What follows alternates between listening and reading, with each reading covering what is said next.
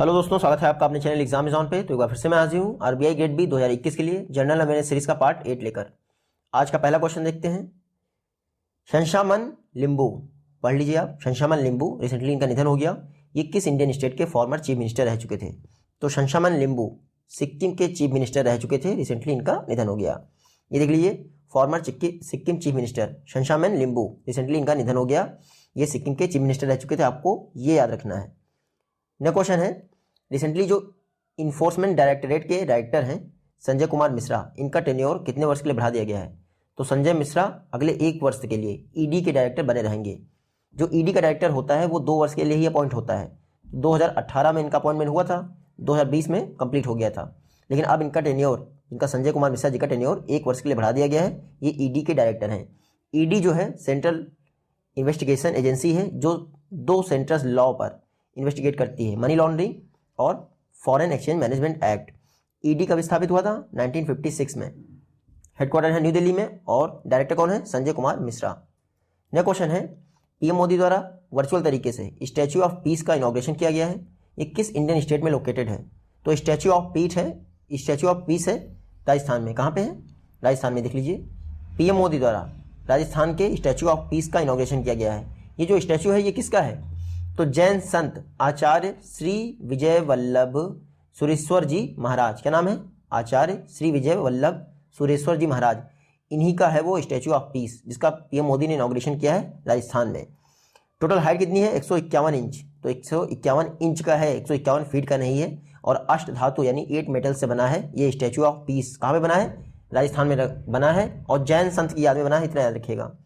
Next question है, India का largest ई platform जिसने कि बीसीसीआई से पार्टनरशिप की है। तो आपको बताना है बीसीसीआई से पार्टनरशिप करने वाला इंडिया का लार्जेस्ट ई स्पोर्ट प्लेटफॉर्म कौन है? MPL, mobile premier league. Mobile premier league India का लार्जेस्ट ई स्पोर्ट प्लेटफॉर्म है जिसने बीसीसीआई के साथ पार्टनरशिप की है। 2020 से लेकर 2023 तक अगले 3 वर्षों के लिए एग्रीमेंट किया गया है बीसीसीआई और मोबाइल प्रीमियर लीग के बीच में। इंडियन क्रिकेट टीम के जितने भी मैच होंगे उन पर जो है ये किट स्पॉन्सरशिप के लिए काम करेगा।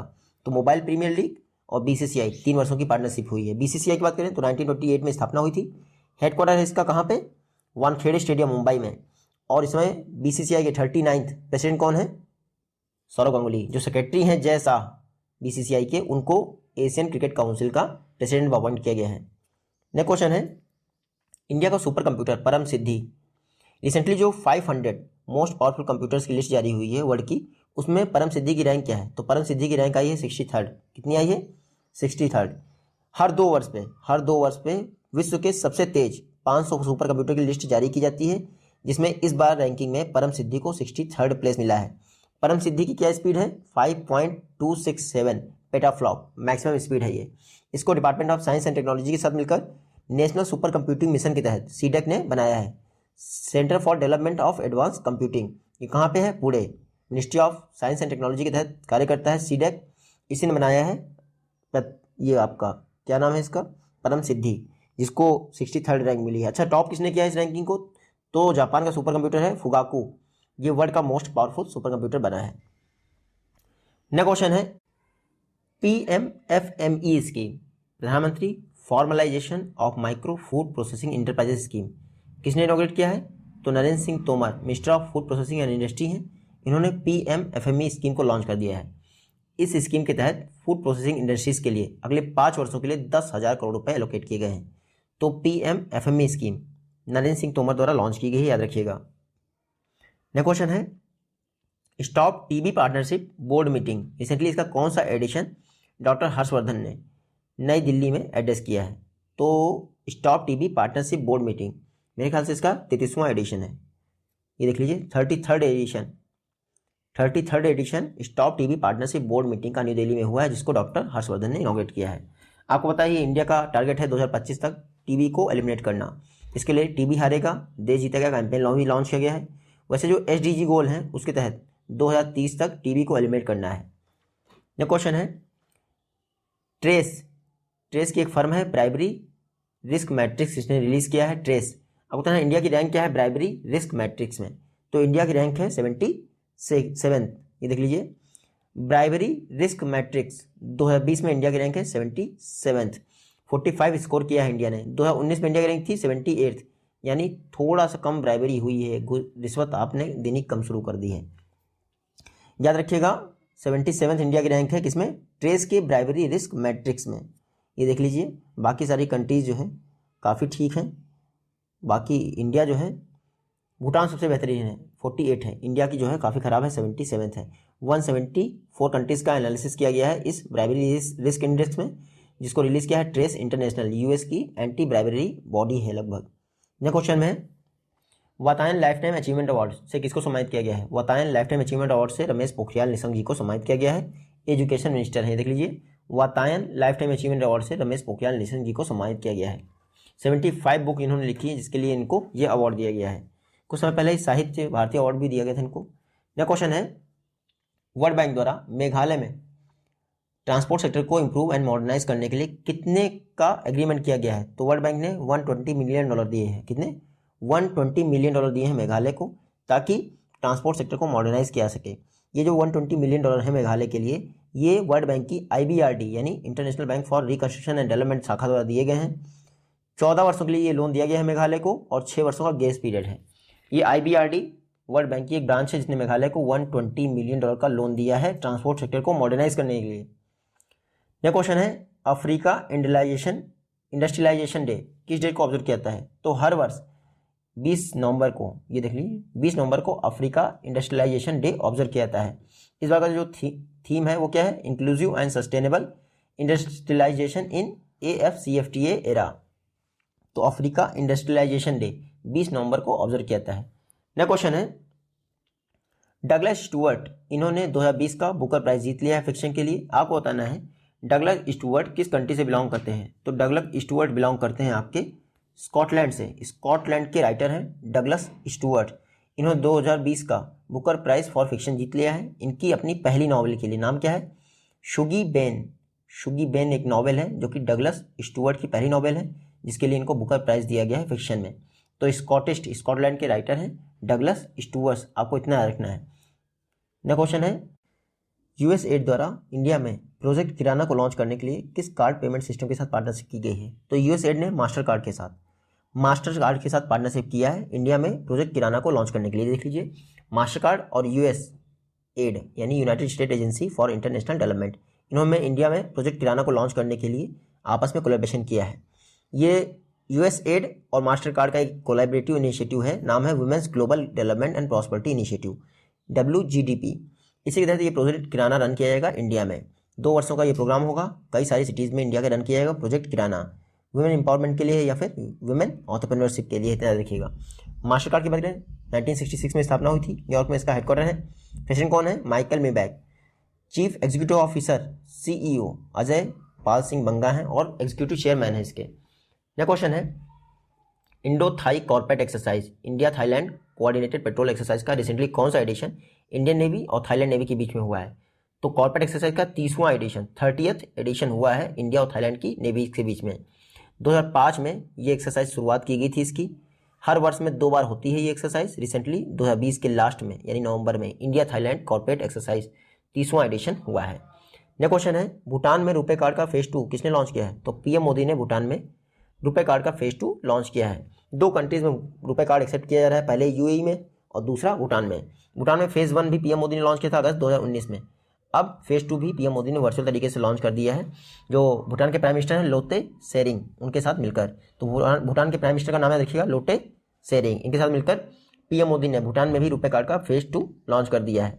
अब भूटानीज कार्ड होल्डर रुपे नेटवर्क का यूज़ कर सकते हैं। नेक्स्ट क्वेश्चन है, नेशनल न्यू बॉर्न वीक, ये किस महीने में मनाया जाता है। हर वर्ष नवंबर मंथ में नेशनल न्यू बॉर्न वीक मनाया जाता है। ये पढ़ लीजिए आप, 15 से लेके 21 नवंबर, 15 to 21 नवंबर नेशनल न्यू बॉर्न वीक मनाया जाता है। तो हर वर्ष इंडिया में मनाया जाता है। डॉक्टर हर्षवर्धन ने रिसेंटली इनॉग्रेट किया है इसको। इस बार का जो नेशनल न्यू बॉर्न वीक है उसका थीम क्या है, quality equity dignity for every new born at every health facility and everywhere, ये है थीम। 2014 में इंडिया वर्ल्ड का पहला कंट्री बन गया था जिसने national new born action plan launch किया था। फिर India new born action plan launch किया था, याद रखिएगा। नेक्स्ट क्वेश्चन है, किस फाइनेंशियल एंटिटी द्वारा Delhi Ghaziabad Meerut regional rapid transport system के लिए $500 मिलियन का लोन दिया गया है। तो एनडीबी ने Delhi Ghaziabad Meerut regional rapid transit system के लिए $500 मिलियन का $500 मिलियन का लोन दिया है न्यू डेवलपमेंट बैंक, जिसको आप डिस बैंक से नाम से जानते हैं। न्यू डेवलपमेंट या फिर डिस बैंक ने $500 मिलियन का लोन एग्रीमेंट किया है इंडियन गवर्नमेंट के साथ Delhi Ghaziabad Meerut regional rapid transit system के लिए। एनसीआर के लिए बेसिकली ये इतना देखिएगा। न्यू डेवलपमेंट बैंक $500 मिलियन देगा। न्यू डेवलपमेंट बैंक की बात करें 2014 में स्थापना हुई थी। हेडक्वार्टर इसका संघाई में। प्रेसिडेंट कौन है? मार्कोस प्राडो टोएजो, ब्राजील से बिलोंग करते हैं, रिसेंटली अपॉइंट हुए कुछ समय पहले ही। और फर्स्ट प्रेसिडेंट कौन थे? केवी कामत। तो केवी कामत के बाद प्रेसिडेंट बने हैं मार्कोस प्राडो टोएजो, यानी सेकंड प्रेसिडेंट बने हैं। ये ब्राजील से बिलोंग करते, इतना याद रखिएगा। नेक्स्ट क्वेश्चन है, खुद का independent regional navigation system launch करने वाला वर्ल्ड का चौथा कंट्री कौन बन गया है? तो अपना independent regional navigation system launch करने वाला इंडिया वर्ल्ड का चौथा कंट्री बन गया है। Recently IMO international maritime organisation ने world wide radio navigation system के साथ मिलकर जो इंडिया का IRNSS है, the Indian regional navigation satellite system, इसको मान्यता दे दी है, रिकॉग्निशन दे दिया है। तो इस तरह से वर्ल्ड में इंडिया चौथा कंट्री हो गया है जिसका खुद का रीजनल नेविगेशन सिस्टम है, याद रखिएगा। इससे पहले यूएस, रशिया और चाइना 3 कंट्रीज थे। तो आईएमओ द्वारा रिकॉग्निशन पा लिया है इंडिया के the Indian regional navigation satellite system में, इतना याद रखिएगा। नाविक जिसको आप लोग जानते हैं ना। नेक्स्ट क्वेश्चन है, इकोनॉमिक इंटेलिजेंस यूनिट की छमाही world wide cost of living. देखिए, बाई एनुअल मतलब हर 6 महीने में एक बार, और बाई एनियल मतलब 2 वर्ष में एक बार। तो ये बाई एनुअल है, तो आप समझ सकते हैं छमाही। इकोनॉमिक इंटेलिजेंस यूनिट हर 6 महीने पर world cost of living index report जारी करता है। आपको बताना है वर्ल्ड की मोस्ट एक्सपेंसिव सिटी कौन सी है? तो हांगकॉन्ग वर्ल्ड की मोस्ट एक्सपेंसिव सिटी है, देख लीजिए। इकोनॉमिक इंटेलिजेंस यूनिट ने अपना by annual world wide cost of living report जारी की है। इसके तहत हांगकॉन्ग वर्ल्ड की मोस्ट एक्सपेंसिव सिटी है। सेकंड नंबर पे पेरिस है और थर्ड नंबर पे ज्यूरिख है। सबसे सस्ती सिटी कौन सी है? दमास्कस। यहाँ तो कोई जाना भी नहीं पसंद करेगा, वैसे भी सीरिया की कैपिटल है दमास्कस। साहब काफ़ी सस्ता है, चाहें तो एंजॉय कर सकते हैं, लेकिन बम गिर जाएगा तो इसका भरोसा मत कीजिएगा। इकोनॉमिक इंटेलिजेंस यूनिट 1946 में स्थापना हुई थी, लंदन में इसका हेडक्वार्टर है। नेक्स्ट क्वेश्चन है, 2020 के लिए आदित्य विक्रम बिरला कला शिखर पुरस्कार से किसको सम्मानित किया गया है? तो नसरुद्दीन शाह को 2020 के आदित्य विक्रम बिरला कला शिखर पुरस्कार से सम्मानित किया गया है। इसके अलावा 2 और इमर्जिंग आर्टिस्ट थे जिनको आदित्य विक्रम बिरला कला किरण पुरस्कार से सम्मानित किया गया है, नील चौधरी और इरावती कार्निक। तो इन दोनों को कला किरण से, जबकि नसरुद्दीन शाह जी को कला शिखर पुरस्कार से सम्मानित किया गया है। थीम क्या था इस बार के अवार्ड का? तो थिएटर था सेंट्रल थीम। ये जो कला किरण या फिर कला शिखर पुरस्कार हैं, इनको संगीत कला केंद्र द्वारा 1996 से दिया जा रहा है। और ये संगीत कला केंद्र किसने स्थापित किया था? 1973 में आदित्य विक्रम बिरला जी ने स्थापित किया था। नेक्स्ट क्वेश्चन है, वर्ल्ड फिशरीज डे ये किस डेट को मनाया जाता है? तो 21 नवंबर को वर्ल्ड फिशरीज डे मनाया जाता है। ये देख लीजिए, वर्ल्ड फिशरीज डे 21 नवंबर को मनाया जाता है। इस समय आपको बता दूं, जो ऑल ओवर फिशरीज का प्रोडक्शन है वो आंध्र प्रदेश में मैक्सिमम हो रहा है। लेकिन अगर आपसे बात करें इनलैंड फिशरीज की बात करें, मरीन फिशरीज की बात करें, तो वो कहाँ पे हो रहा है? तमिलनाडु मरीन फिशरीज के मामले में नंबर 1 पे है। नेक्स्ट क्वेश्चन है, इंडिया, सिंगापुर और थाईलैंड की trilateral maritime exercise SITMEX recently conduct की गई है। आपको बताना है सिट मैक्स एक्सरसाइज का ये कौन सा एडिशन था? तो मेरे ख्याल से सेकंड एडिशन था इसका। ये देख लीजिए, second edition India, Singapore, Thailand trilateral maritime exercise SITMEX को रिसेंटली ऑर्गेनाइज किया गया है। ये जो 2020 का एडिशन है सिट मैक्स का, इसको होस्ट किसने किया? तो सिंगापुर की नेवी ने होस्ट किया है। इसके पहले जो फर्स्ट एडिशन हुआ था सिट मैक्स का, वो पोर्ट ब्लेयर में हुआ था 2019 में। अब ये सेकंड एडिशन हुआ है, ये आप यहाँ पढ़ सकते हैं, अंडमान सी में। नेक्स्ट क्वेश्चन है, 15th G20 समिट जो कि रिसेंटली समाप्ति होने वाली है, हो गई मतलब, उसके चेयरमैनशिप कौन से थे? तो सऊदी अरेबिया अभी तक 15th G20 समिट का चेयरपर्सन था या फिर प्रेसिडेंसी उसके पास थी। अब 16th किसके पास है? इटली के पास है। सऊदी अरब के जो हेड हैं किंग सलमान बिन अब्दुल अजीज़ अल सऊद, उन्हीं की अध्यक्षता में 15वीं G20 समिट हो चुकी है, समाप्त हो चुकी है। इस बार जो G20 समिट थी उसका थीम क्या था? Realising the opportunities of the 21st century for all. तो G20 15th G20 समिट, इसका थीम याद रखिएगा, realising the opportunities of 21st century for all. 15th G20 summit किसके पास प्रेसिडेंसी थी? सऊदी अरब। 14th किसके पास थी? जापान के पास। 15 के बाद अब 16th आएगा, तो ये किसके पास है? इटली के पास। 16 के बाद 17 आएगा, वो किसके पास है? इंडोनेशिया के पास, जो कि 2022 में होगा। फिर 17 के बाद 18th आएगा 2023 में, वो किसके पास होगी प्रेसिडेंसी? तो इंडिया के पास। नेक्स्ट क्वेश्चन है आनंदा, जो कि एक डिजिटल एप्लीकेशन है लाइफ इंश्योरेंस पॉलिसी देने वाले एजेंट्स के लिए, किसने लॉन्च किया है? तो आनंदा डिजिटल एप्लीकेशन को लॉन्च किया है LIC ने। किसने लॉन्च किया है? LIC ने। ये एजेंट्स के लिए है स्पेशली, याद रखिएगा। जो LIC के agent life insurance policy distribute करते हैं उन्हें के लिए ये आनंदा डिजिटल एप्लीकेशन लॉन्च किया गया है। LIC की बात करें तो 1956 में स्थापना हुई थी। हेडक्वार्टर है इसका मुंबई में और चेयरपर्सन कौन है? MR कुमार। नेक्स्ट क्वेश्चन है इंडिया का फर्स्ट मॉस गार्डन किस इंडियन स्टेट में इनॉग्रेट किया गया है? तो इंडिया का फर्स्ट मॉस गार्डन उत्तराखंड में इनॉग्रेट किया गया है। मॉस आप जानते होंगे, जो काई जैसी लग जाती है, घास छोटी छोटी होती है, उससे बनता है मॉस। तो इंडिया का फर्स्ट मॉस गार्डन ये कहाँ बन रहा है? उत्तराखंड के कुमाऊं नैनीताल डिस्ट्रिक्ट में बन रहा है। देखिए उत्तराखंड में 3 तरह की चीज़ें पहली बार हुई हैं। पहली बात तो इंडिया का फर्स्ट लाइकेन पार्क उत्तराखंड में बना है, इंडिया का फर्स्ट पॉलिनेटर पार्क उत्तराखंड में बना है, और इंडिया का फर्स्ट मॉस गार्डन ये भी उत्तराखंड में बना है, ये याद रखिएगा।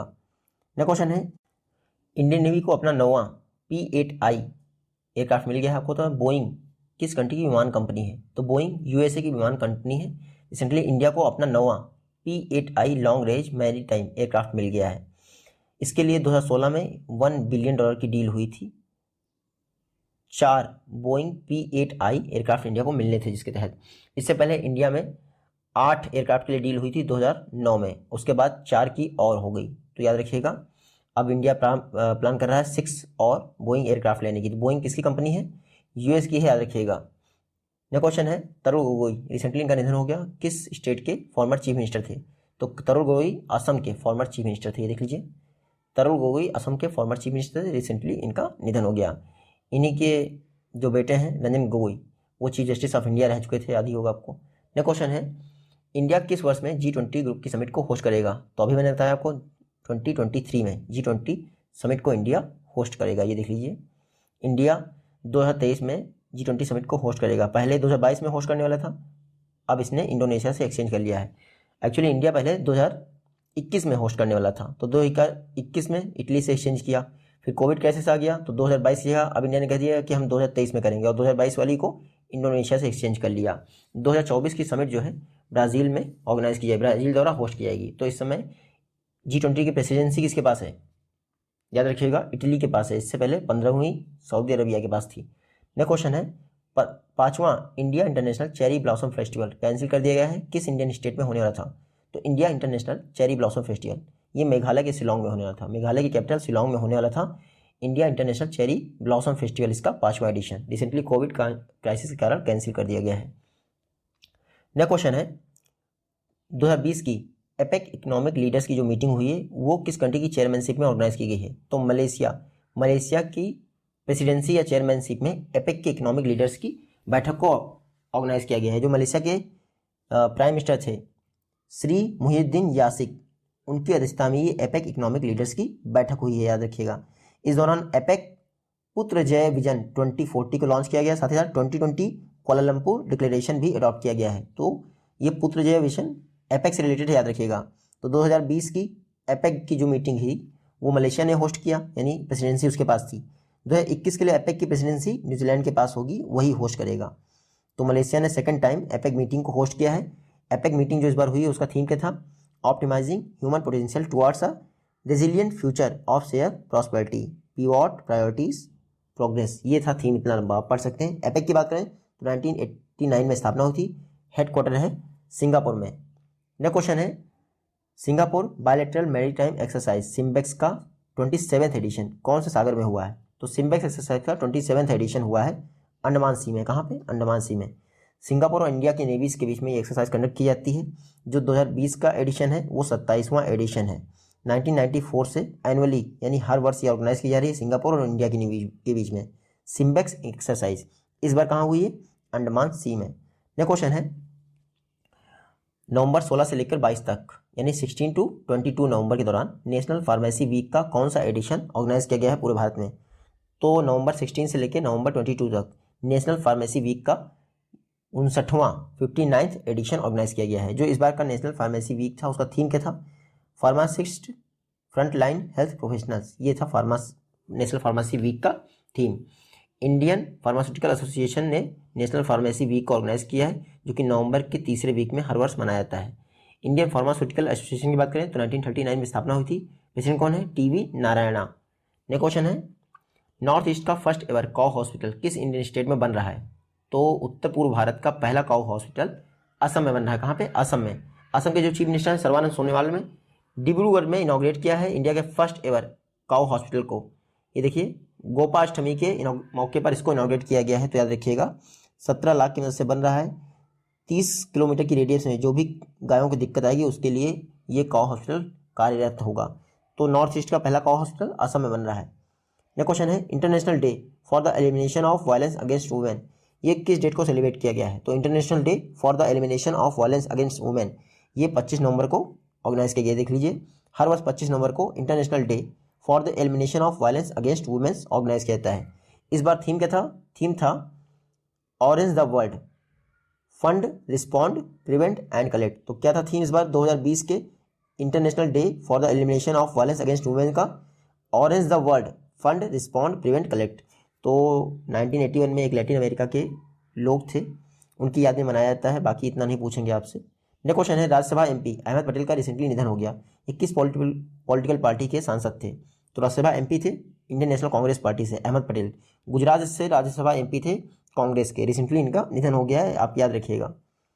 नेक्स्ट क्वेश्चन है, किस वेब सीरीज को 48th इंटरनेशनल एमी अवार्ड्स के दौरान बेस्ट ड्रामा सीरीज का अवार्ड मिला है? तो रिसेंटली डेली क्राइम को बेस्ट ड्रामा सीरीज का अवार्ड मिला है 48वें इंटरनेशनल एमी अवार्ड्स के दौरान। ये देख लीजिए नेटफ्लिक्स की सीरीज है डेली क्राइम, इसको बेस्ट ड्रामा सीरीज अवार्ड मिला है 48वें इंटरनेशनल एमी अवार्ड्स के दौरान। आपको पता है कोविड-19 चल रहा है, कोविड क्राइसिस चल रहा है जिसकी वजह से कोई भी इवेंट फिजिकली ऑर्गेनाइज नहीं हुआ पाया। तो 48वें इंटरनेशनल एमी अवार्ड्स की घोषणा की गई, जिसमें नेटफ्लिक्स शो डेली क्राइम को बेस्ट ड्रामा सीरीज का अवार्ड मिला है, याद रखिएगा। ये देख लीजिए best drama series Delhi crime, best comedy series Ninguem Ta Olhando, अजीब सा नाम है, आप पढ़ लीजिएगा। बेस्ट एक्ट्रेस ये हैं, बेस्ट एक्टर ये हैं।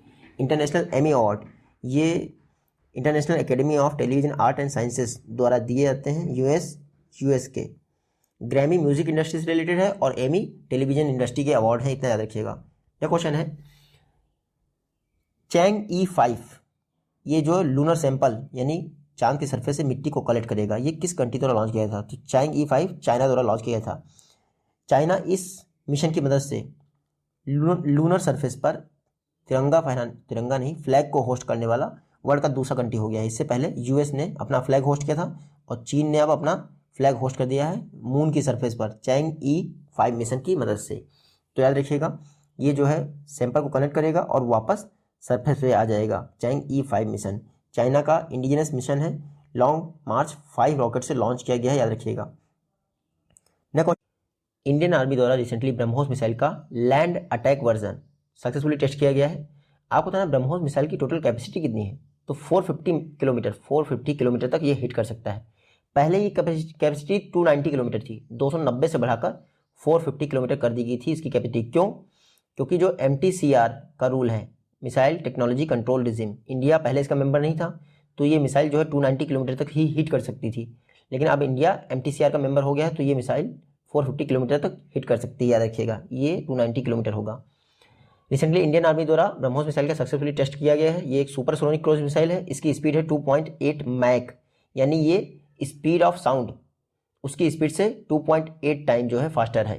तो याद रखिएगा ब्रह्मोस मिसाइल इंडिया और रशिया द्वारा ज्वाइंटली डेवलप की जा रही है। इंडिया के ब्रह्मपुत्र और रशिया की मॉस्कोवा रिवर के नाम पे इसका नाम है। नेक्स्ट क्वेश्चन है, TX2 first ever international award है जो कि टाइगर पॉपुलेशन को डबल करने के लिए दिया गया है 4 वर्षों में। किसको दिया गया? पीलीभीत टाइगर रिजर्व को। आपको पता है ये कहाँ स्थित है? तो पीलीभीत टाइगर रिजर्व यूपी में स्थित है। दुधना नेशनल पार्क का एक पार्ट है पीलीभीत टाइगर रिजर्व। इसको first ever international award TX2 से सम्मानित किया गया है 4 वर्षों में टाइगर्स की पॉपुलेशन को डबल करने के लिए। लेकिन टारगेट क्या था? 10 वर्षों में टाइगर्स की पॉपुलेशन को डबल करना। तो काफ़ी समय पहले ही पीलीभीत टाइगर रिजर्व ने ये कमाल कर दिया है। टोटल 13 टाइगर रेज कंट्री हैं, जिसमें से एकमात्र है पीलीभीत टाइगर रिजर्व जिसको ये अवार्ड मिला है, यहाँ पर देखिएगा। बाकी आपसे ये तो नहीं पूछेगा कि 25 टाइगर थे यहाँ पे, वो 65 हो गए हैं। अगर पूछेगा भी तो यहाँ पे लिखा हुआ आप पढ़ सकते हैं, 65 हो गए हैं टाइगर पीलीभीत में। ये क्वेश्चन है, फेमस फुटबॉलर डिएगो मैराडोना का निधन हो गया। ये किस कंट्री से बिलोंग करते थे? तो फेमस फुटबॉलर डिएगो मैराडोना का निधन हो गया, ये अर्जेंटीना से बिलोंग करते थे। ये देख लीजिए डिएगो मैराडोना, इनको 1986 में वर्ल्ड कप जो हुआ था अर्जेंटीना की जीत के लिए जाना जाता है। 1986 में जो वर्ल्ड कप हुआ था फुटबॉल का, उसमें अर्जेंटीना ने फाइनल जीता था। जो इनका सेकंड गोल था उस मैच के दौरान, वो गोल ऑफ द सेंचुरी कहा गया, तो इसीलिए बहुत फेमस है। ये देख लीजिए, कई बार इनको हैंड ऑफ गॉड से भी जाना गया है। डिएगो मैराडोना ये अर्जेंटीना के फुटबॉलर हैं। IPPB, India post payment bank द्वारा रिसेंटली पीएनबी मेटा लाइफ के साथ पार्टनरशिप की गई है जीवन ज्योति बीमा योजना के लिए। जीवन ज्योति बीमा योजना आपको पता ही है, 18 वर्ष या 50 वर्ष के बीच में जो लोग हैं उन्हीं को मिल सकती है। 2 लाख तक का लाइफ इंश्योरेंस प्रोवाइड किया जाता है और 330 रुपये एनुअली पे किए जाते हैं। जीवन ज्योति बीमा योजना, इतना याद रखिएगा। पीएनबी मेटा लाइफ और आईपीपीबी ने पार्टनरशिप कर ली है। नेक्स्ट क्वेश्चन है, नेशनल साइंस फेस्टिवल का रिसेंटली कौन सा एडिशन ऑर्गेनाइज किया गया है? तो राष्ट्रीय विज्ञान फिल्म उत्सव, नेशनल साइंस फिल्म फेस्टिवल, इसका 10वां एडिशन ऑर्गेनाइज किया गया है। ये देख लीजिए, जो हमारे डॉक्टर हर्षवर्धन हैं उन्होंने नेशनल साइंस फिल्म फेस्टिवल के 10वें एडिशन को इनॉग्रेट किया। 4 दिनों तक ये फेस्टिवल चल रहा है। विज्ञान प्रसार, जो कि department of science and technology के तहत कार्य करता है, वो इसको ऑर्गेनाइज करेगा गवर्नमेंट ऑफ त्रिपुरा के साथ मिलकर। तो national science film festival Tripura में ऑर्गेनाइज किया रहा है 10वां एडिशन, विज्ञान प्रसार इसको ऑर्गेनाइज करता है। नेक्स्ट क्वेश्चन है, हैवी वेट टॉर्पीडो वरुणास्त्र, इसको डेवलप किसने किया है? तो डीआरडीओ ने डेवलप किया है। देखिए, बीडीएल इसको मैन्युफैक्चर करेगा मेरे ख्याल से, और डीआरडीओ ने इसको डेवलप किया है। हैवी वेट टॉर्पीडो है वरुणास्त्र। ये देख लीजिए, रिसेंटली जो हमारे क्या कहते हैं उसके डीआरडीओ चीफ हैं, उन्होंने वरुणास्त्र की मैन्युफैक्चरिंग प्रोडक्शन लाइन को हरी झंडी दिखा दी है। वरुणास्त्र इसको डिज़ाइन एंड डेवलप किया गया है डीआरडीओ द्वारा, और भारत डायनामिक्स लिमिटेड जो कि विशाखापट्टनम है, इसको मैन्युफैक्चर करेगी इंडियन नेवी के लिए। 40 नॉट इसकी स्पीड है, यानी 74 किलोमीटर पर आवर की। पानी के अंदर स्पीड घटी जाती है। तो वरुणास्त्र एक हैवी वेट टॉर्पीडो है, इतना याद रखिएगा। नेक्स्ट क्वेश्चन है, ग्रेग बार्कले, रिसेंटली इनको आईसीसी का प्रेसिडेंट बनाया गया है। आपको बताना, ग्रेग बार्कले किस कंट्री से बिलोंग करते हैं? तो ग्रेग बार्कले न्यूजीलैंड के क्रिकेटर हैं। इनको इंटरनेशनल क्रिकेट काउंसिल का रिसेंटली प्रेसिडेंट बनाया गया है। ये देख लीजिए, ग्रेग बार्कले ये न्यूजीलैंड के क्रिकेट से, मतलब कि न्यूजीलैंड से बिलोंग करते थे। रिसेंटली शशांक मनोहर, आपको पता ही उनका जो है वो हो गया था, रिटायरमेंट हो गया था आईसीसी के प्रेसिडेंट के पद से। तो कुछ समय के लिए इमरान ख्वाजा उनकी पोस्ट पे थे। अब जो न्यूजीलैंड के ग्रेग बार्कले हैं वो आईसीसी के चेयरपर्सन होंगे। आईसीसी की बात करें तो 1909 में स्थापना हुई थी। हेडक्वार्टर दुबई में है। सीईओ कौन है? मनु शावनी है। और प्रेसिडेंट कौन बन गए हैं? Greg Barclay. नेक्स्ट क्वेश्चन है, first ever SDG investor map of India develop करने के लिए किसने यूएनडीपी के साथ पार्टनर की है? तो इंडिया के पहले एसडीजी इन्वेस्टर मैप को डेवलप करने के लिए यूएनडीपी के साथ पार्टनरशिप की है इन्वेस्ट इंडिया। यानी कि जो भी कंट्री में सस्टेनेबल डेवलपमेंट गोल के लिए इन्वेस्ट करेगा उनकी मैपिंग की जाएगी। तो इसके लिए इन्वेस्ट इंडिया ने यूएनडीपी के साथ पार्टनरशिप की है। तो इंडिया का first ever SDG investor map बनाया जाएगा, जिसके लिए इन्वेस्ट इंडिया ने यूएनडीपी के साथ पार्टनरशिप की है। इन्वेस्ट इंडिया आपको पता ही है मिनिस्ट्री ऑफ कॉमर्स के तहत कार्य करती है। 2009 में इसकी स्थापना हुई थी। और दीपक बागला इससे कौन है? MD and CEO. Next question है, तीसरे global renewable energy investment meeting and expo, यानी री इन्वेस्ट, जिसको आप री इन्वेस्ट के नाम से जानते हैं, उसको किसने इनॉग्रेट किया? तो पीएम मोदी जी ने 3rd एडिशन री इन्वेस्ट समिट का इनॉग्रेट किया है। देख लीजिए, वीडियो कॉन्फ्रेंसिंग द्वारा री इन्वेस्ट समिट का 3rd एडिशन पीएम मोदी ने ऑर्गेनाइज किया है, इनॉग्रेट किया है। और री इन्वेस्ट समिट इसको ऑर्गेनाइज किया है ministry of new and renewable energy. जो थीम है री इन्वेस्ट 2020 का थीम देख लीजिए, innovations for sustainable energy transition the first.